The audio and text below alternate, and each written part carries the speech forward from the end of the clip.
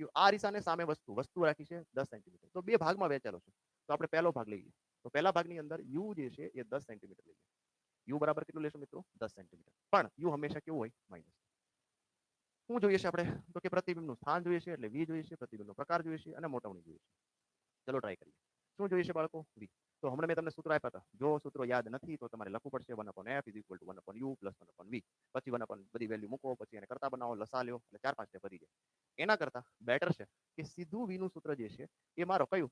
તો કે ભાઈ સર uf / u - f. આવડે કે નહીં? કાંઈ કરવાની જરૂર નહીં, સીધું જ વેલ્યુ. ચલો u કેટલું છે સર? -10. f કેટલું છે? -7.5. ડિવાઇડેડ બાય u કેટલું છે? -10. Minus minus plus 8.5.